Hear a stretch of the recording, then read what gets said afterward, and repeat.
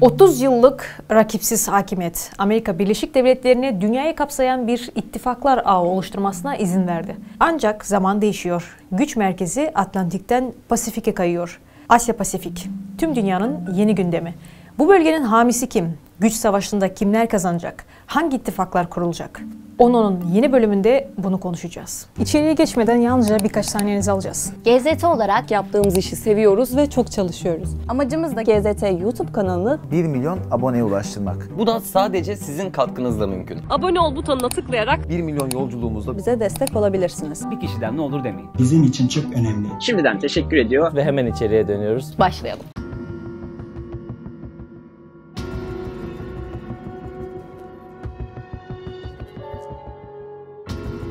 Zaman değişiyor. Asya-Pasifik'in üzerindeki rekabet derinleşiyor ve Çin şimdi kendi başına resmi bir güvenlik şemsiyesi oluşturmak istiyor. Bir askeri ittifak. NATO veya daha iyisi Varşova Paktı gibi. Son yıllarda Çin, Rusya, İran ve Pakistan'la ilişkilerini geliştirerek düzenli ortak tatbikatlar ve askeri değişimler yapıyor. Ancak henüz karşılıklı savunma anlaşması imzalanmadı. Çin, ittifak için sağlam zemin hazırlıyor.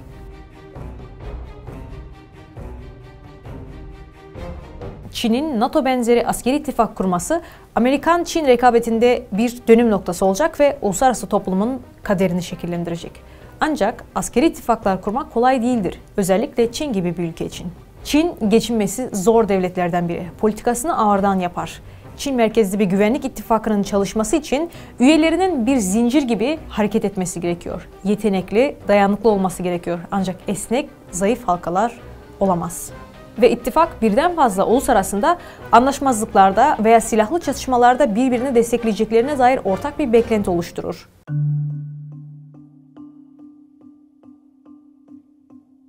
Genellikle iki veya daha fazla devlet ortak bir düşmanı paylaştığında bir ittifak kurulur ve orada caydırıcılıklarını bağımsız bir şekilde arttıramazlar. Bu nedenle statükoyu devirmek için kaynaklarını birleştirirler. Son 20 yılda Çin kendi başına önemli askeri yetenekler geliştirdi. Yeni keşfedilen gücünden cesaret alarak tartışmalı sınır boyunca Hindistan'ı dolaşmaya başardı. Tayvan'a denizde ve havada baskı göstererek Güney Çin Denizi'nde egemenlik iddialarını ortaya attı. Yine de Çin uzak çatışmalara hapsolmak istemiyor. Asya'nın çoğunda, Afrika'da ve hatta Avrupa'da ekonomik devlet idaresi yoluyla hedefini ilerletmeyi tercih ediyor. Çin, ekonomik olarak ortak olduğu ülkelerin geçmiş performanslarına bakmaksızın krediler, yatırımlar ve ticaret anlaşmasını teklif ediyor.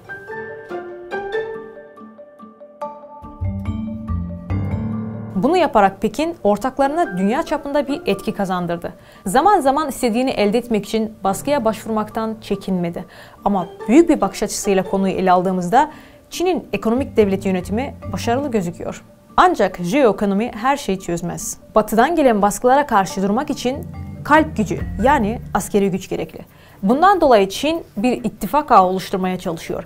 Tıpkı ABD ve Sovyetler Birliği'nin 1950'lerde rakip askeri bloklar oluşturması gibi. Bir ittifak ihtiyacı Çin'in hızlı büyümesine bağlı.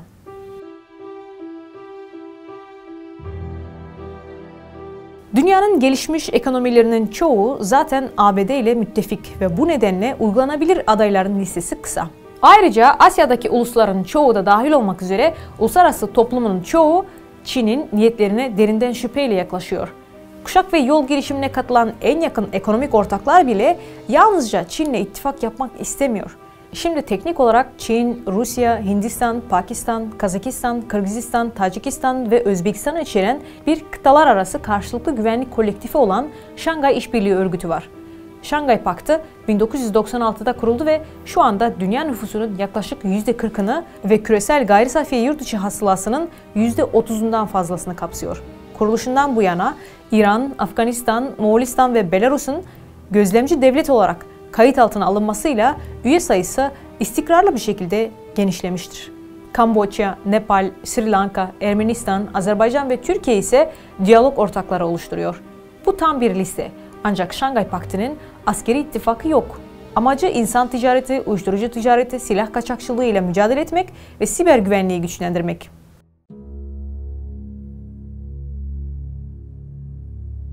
Şangay Paktı üyeleri örgütü bu sorumlulukların ötesine taşıma eğilimini göstermediler. Yani Çin'in güvenlik şemsiyesinden bahsederken Şangay örgütünden bahsedemeyiz. Çin, güvenlik şemsiyesini farklı bir yerden temin etmek zorunda kalacak. Bunu da yapmanın en uygun yolu ikili savunma hesapları oluşturmak. Kamboçya, Laos, Nepal ve Pasifik ada ülkeleri Kiribati, Vanuatu ve Solomonlar, Çin'le ittifakla elverişli görünen bazı ülkeler. Listenin başında ise Rusya, İran ve Pakistan yer alıyor. Her birinin olağanüstü araçları, olağanüstü kaynakları ve Pekin'le olağanüstü ilişkileri var.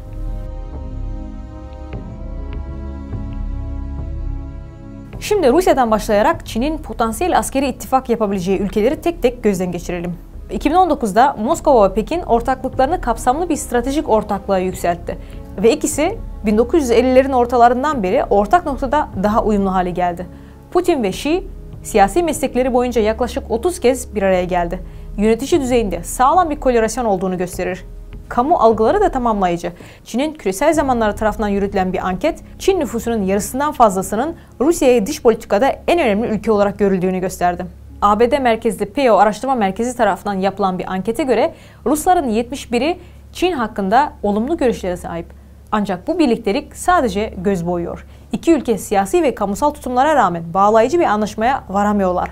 Çin'in ekonomisi Rusya'nın 10 katı ve Çin askeri bütçesi Rusya'nın askeri harcamalarına göre 227 milyar dolar fazla. Askeri bir ittifak durumunda Rusya açıkça politika yapımında ikinci sıraya yerleşecek. Bu özellikle bölgenin demografisi açısından rahatsız edici bir durum. Rusya'nın uzak doğusu az nüfuslu ve bölgede zaten 300 ve 500 bin arasında etnik Çinli yaşıyor. Pekin'in Moskova'dan toprakları kabul etmesini isteyeceği bir zaman gelebilir. Çin'in yanında küçük ortak konumuna düşecek Rusya'nın bunu reddetmek için hiçbir sebebi olmayacak. Bu durum Rusya'nın Çin'le bağlayıcı bir karşılıklı savunma maddesi imzalama konusundaki isteksizliğinin ana nedeni.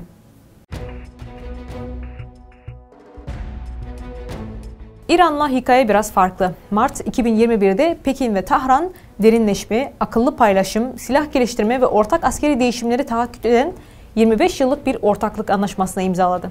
Ama aynı zamanda siber güvenlik ve ekonomik yatırımları da güçlendiriyor. İran'ın Orta Doğu'daki vekalet çatışmalarına sponsor olması nedeniyle neredeyse hiç stratejik müttefiki yok. Tahran kendi eylemleriyle ekonomik yıkım noktasına kadar tecrit edilmiş durumda. İran liderliği ekonomik ve askeri destek için umutsuz. Çinliler de bu çaresizliğini İran'ın kısıtlı pazarlık gücünü sömürmek için bir fırsat olarak görüyor. Yeni anlaşmanın yürürlüğe girmesiyle Çin, İran'da istikrarlı bir şekilde sağlam bir dayanak oluşturacak. İran, Çin'le askeri ittifak oluşturmak isteyebilir ancak Pekin için aynı şeyi söyleyemeyiz.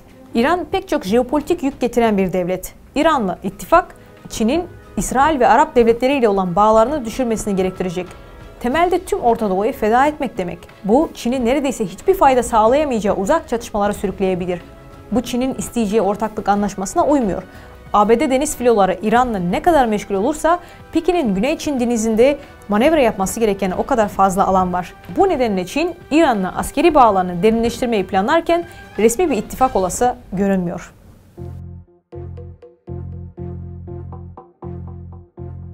Pakistan yaklaşık 225 milyon nüfuslu nükleer silahlı bir ulus olarak bir başka potansiyel adaydır ve değerli bir müttefik olacaktır. Kendi başına ayakta kalabilen Pakistan'la ittifak kurarak Çin, Hint Okyanusu'na erişimini güçlendirebilecek müthiş bir orduya sahip olacak. Ayrıca Pakistan, Çin'e Güney Çin denizindeki deniz tıkanma noktalarını atlatmasına yardım ediyor.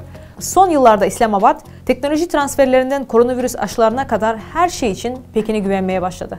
2022 Mart ayında Pakistan, ilk Çin J-10C savaş uçağı grubuna hava kuvvetlerini dahil etti. Çin-Amerikan rekabeti kızışıyor ve Pakistan ortada kaldı. İslamabad'ın Washington'la ilişkisi en iyi zamanlarda bile her zaman kırılgan olmuştur. Pakistan, Soğuk Savaş sırasında araçsal bir rol oynadı ve yine teröre karşı savaş sırasında. Ancak şimdi ikili ilişkiler bir dönüm noktasında. Pakistan'ın Amerika Birleşik Devletleri dış politikasında kalıcı bir yeri yok ve önemi Washington'un bölgedeki ilgisine göre dalgalanıyor. Aynı şekilde Pakistan da Çin'le bağlarını ABD ile olan bağlarına zarar vermeden geliştirebileceğini pek bilmiyor. Bu nedenle Pakistan'la politika yapıcılar arasında bir bölünme var. Baş düşman Hindistan'la güç dengesini korumak için küresel bir güçle ittifak kurmaları gerekiyor. Ama İslamabad kendini sıkışmış ve ilerleyemiyormuş gibi hissediyor. Pekin'in İslamabad'a erişimi önümüzdeki 10 yılda özellikle silah anlaşmalarına derinleşecek olsa da askeri ittifaktan bahsetmek oldukça zor. Yine de olası tüm müttefikler arasında Pakistan en uygun olarak listenin başında geliyor. Ayrıca Çin'in artan militer yeteneklerini göz korkutsa da güç projeksiyonunu büyütmek için resmi ittifaklara ihtiyacı var. Ancak bir dizi stratejik durum arasından seçim yapmak yeterli değil. Strateji, ideolojiyle desteklenmeli. Tarih, kararlı bir askeri ittifakın ortak felsefeye ihtiyacı olduğunu gösteriyor. NATO ve Varşova Paktı dayanıklıklarına katkıda bulunan net işaretlere sahipti. Çin, Rusya, İran ve Pakistan'ın kültür ve ideoloji açısından çok az ortak noktası var. Paylaştıkları tek inanç Amerikan karşıtlığı. Ama bu devam edecek pek bir şey değil. Artık hiçbir ittifak dünyanın her yerinde, zamanın her anında ihtiyatlı ve aynı anda hareket edemez. Kendi başına bir askeri ittifak Çin'i dikkate alınması gereken küresel bir güce dönüştürebilir. Ancak ortak bir felsefeye ihtiyaç duyar. Gazete'ye abone olup yeni bölümler için bildirimleri açmayı unutmayın. 30 yıllık rakipsiz hakimiyet, Amerika Birleşik Devletleri'ni dünyayı kapsayan bir ittifaklar ağı oluşturmasına izin verdi.